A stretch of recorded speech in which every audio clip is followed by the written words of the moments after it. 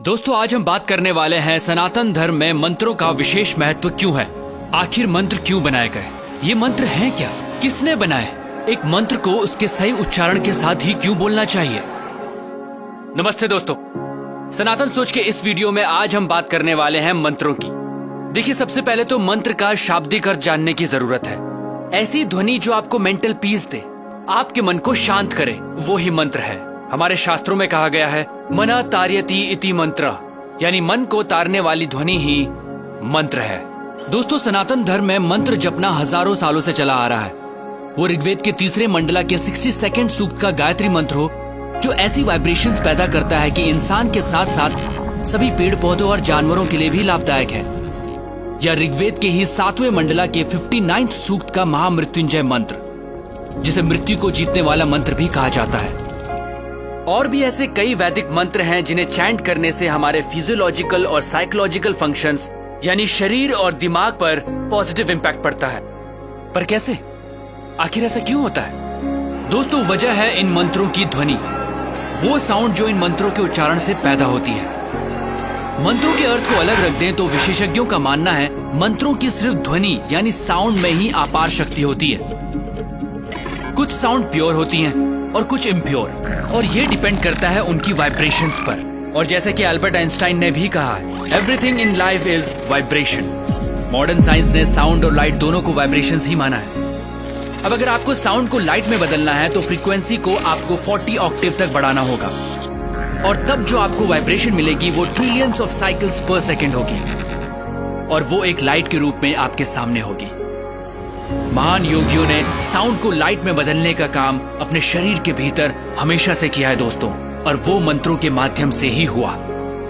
दोस्तों, इस वीडियो के माध्यम से हम आपको ये नहीं बताना चाह रहे कि कौन सा मंत्र आप पर क्या प्रभाव डालता है, बल्कि हम मंत्रों की अद्भुत शक्ति के बारे में आपको बताना चाहते हैं। और इसे सिर्फ रिलीजियस चश्मों से नहीं, साइंटिफिक अप्रोच से देखना पड़ेगा।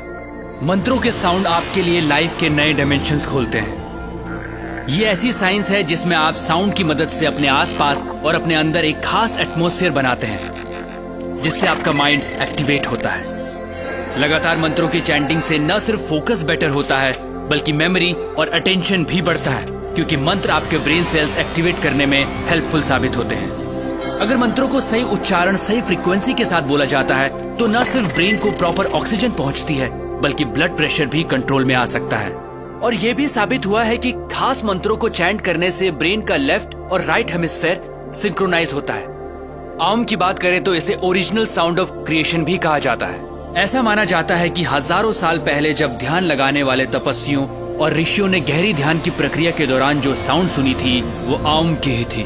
और फिर आम तो सनातन धर्म का प्रतीक ही बन गया, क्योंकि सनातन धर्म में इंसान हमेशा से तपस्या और ध्यान लगाकर स्वयं की उत्पत्ति और अंत की खोज में अपना जीवन जीता आया है। दोस्तों, आपने कई योगियों और तपस्वियों को सिर्फ हमिंग पे मेडिटेशन करते देखा होगा, वही हमिंग साउंड जो आम बोलते समय सबसे आखिर में निकलती है।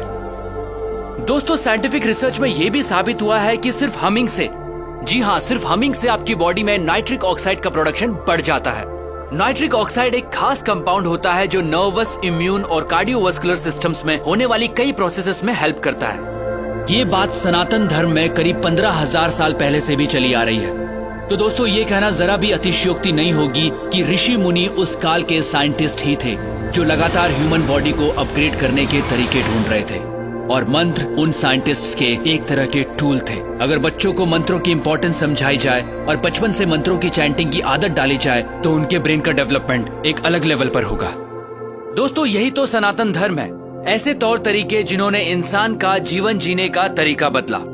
सनातन सोच के माध्यम से हम आपको वही मशाल थमाना चाहते हैं जिसे हजारों साल पहले हमारे पूर्वजों ने प्रज्वलित किया था। क्योंकि दोस्तों, हमें लगता है वर्तमान में सनातन सोच की आवश्यकता है, क्योंकि यही हमारा भूत है और यही भविष्य। मैं हूं अमित ड्योंडी, प्रणाम।